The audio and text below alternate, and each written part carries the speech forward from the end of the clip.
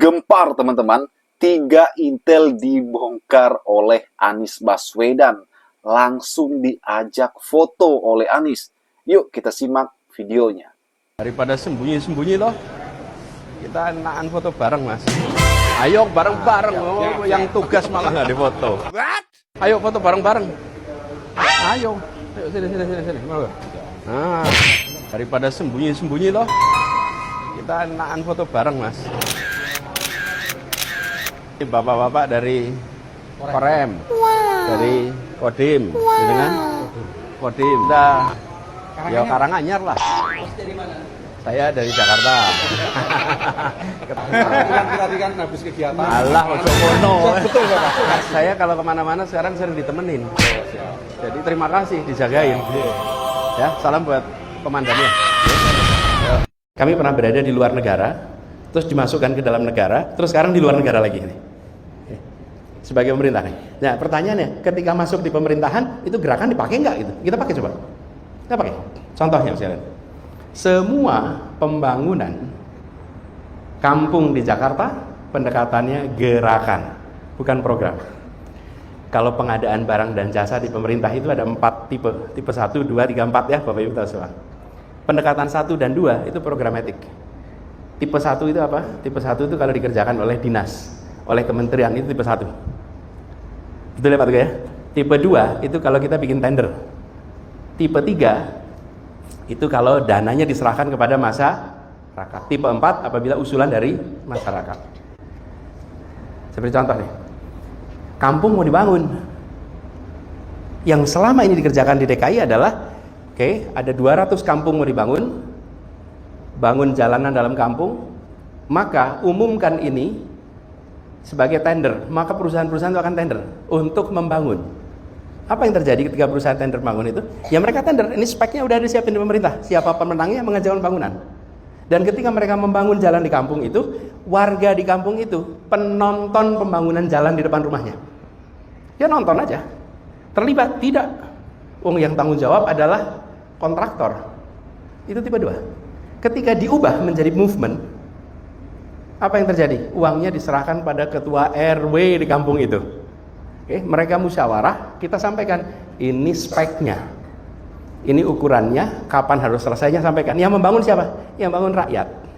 Uangnya diserahkan ke mereka. Apa yang terjadi ketika uang diserahkan pada rakyat itu?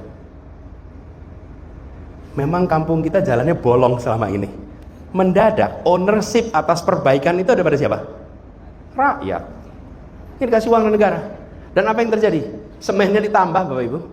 Itu warga di situ, semua ikut. Kami nyumbang tambahan semen, tambahannya macam-macam. Apa yang terjadi? Hasilnya di atas speknya pemerintah. Kenapa? Karena semua merasa ikut memiliki masalah, dipanggil, terlibat, terjadi itu. Dan apa yang kemudian muncul? Kualitas hasil lebih baik. Selama proses pembangunan semua mau terlibat. Semua mau terlibat. Ya, kalau kontraktor kerja, tidak ada ibu-ibu di sana yang masakin buat pegawai yang kerja di situ. Benar nggak Mas sekalian? Tapi ketika ini proyek-proyek kampung, apa yang terjadi? Ibu-ibu di kampung itu masak buat siapa? Buat semua orang yang pada kerja di situ. Apa yang terjadi? Barang itu milik kami, bukan barang itu milik negara dipasang di depan halaman rumah kami, bukan. That's movement. Ini contoh nih. Kemudian satu lagi. Tapi kalau saya ceritakan yang satu lagi ini agak sensitif hari-hari ini. Gitu. Tapi saya ceritain aja dah.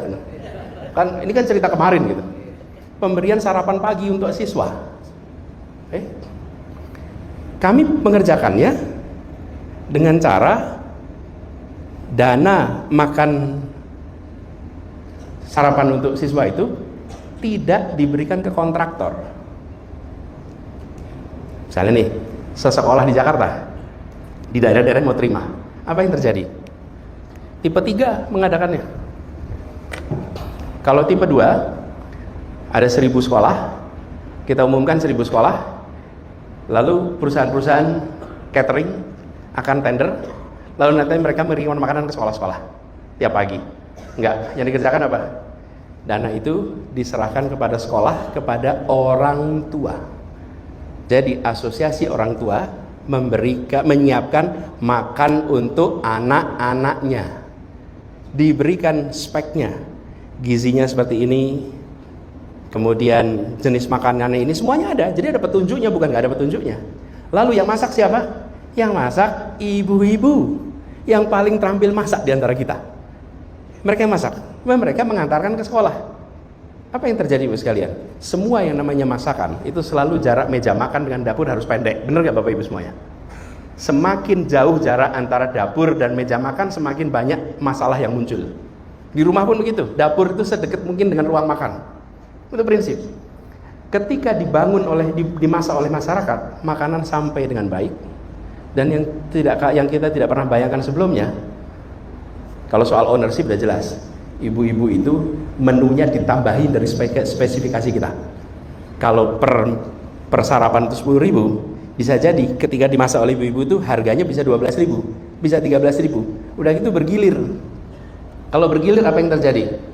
Yang terjadi, anak-anak itu bilang, ini kalau yang masak Bu Eri lebih enak daripada Bu. Halo teman-teman, berjumpa bersama saya di Politik Dangi. Ada hal yang sangat menarik, sangat lucu dan kocak dan menarik perhatian kita ya. Kenapa? Ini betul-betul membuat saya kagum ya, tertawa, tergelitik teman-teman dengan sikap Anies Baswedan. Jadi di satu momen ya, bagaimana Pak Anies Baswedan itu di sebuah warung makan ya. Dan mungkin Pak Anies ini betul-betul tahu gerak-gerik daripada 3 intel ini, teman. Sebenarnya ini intel yang penyamarannya menurut kita tuh paling sempurna lah ya. Kenapa? Penyamaran yang betul-betul sangat luar biasa ya dari para aparat, teman-teman. Bahkan kalau orang awam melihat ini tidak akan ketahuan ya. Nah, namun hebatnya Anies Baswedan bisa tahu kalau itu intel. Alih-alih risih atau marah ketika diikuti oleh intel, teman-teman, Anies malah mengajak foto mereka ya. Bahkan mereka senang diajak foto oleh Anies.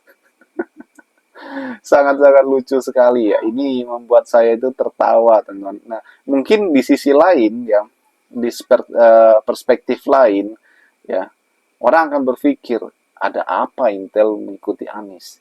Untuk apa? Siapa yang memerintahkan? Siapa yang memberi tugas? Tujuannya apa? Pasti pertanyaan kita seperti itu, teman. Ya, pertanyaan saya juga seperti itu. Tentu kita juga nggak bisa ya, nggak bisa sampai jauh ke sana, teman, karena kita adalah terbatas juga, karena itu adalah urusannya negara ya. Ya mungkin saja untuk keamanan, karena Pak Anies Baswedan ini kita tahu beliau itu tokoh nasional saat ini, tokoh politik, salah satu orang yang sangat berpengaruh di Indonesia nih. Kenapa saya bilang sangat berpengaruh? Ya karena Pak Anies Baswedan pernah jadi capres. Apapun yang beliau lakukan, yang beliau kerjakan, yang beliau omongin, itu pasti menjadi perbincangan hangat. Nah, pertanyaannya, apakah Anies merasa tertekan, terdesak, tersudutkan ketika diikuti intel ya? Itu tergantung Pak Aniesnya lagi, teman-teman. Toh, kalau kita lihat di videonya, Pak Anies enjoy aja, bahkan mengajak intel tersebut, ya 3 intel tersebut berfoto. Ini artinya bahwa Pak Anies tidak risih, tidak marah, ya. Beliau bahkan enjoy dengan situasi seperti itu. Dan ini yang membuat kita semakin bangga dan yakin bahwa betul-betul Pak Anies ini memiliki kedewasaan dalam berpolitik, dalam berpikiran, teman-teman. Bagaimana menurut kalian? Kita diskusi di kolom komentar ya. Sampai jumpa lagi teman-teman. Salam.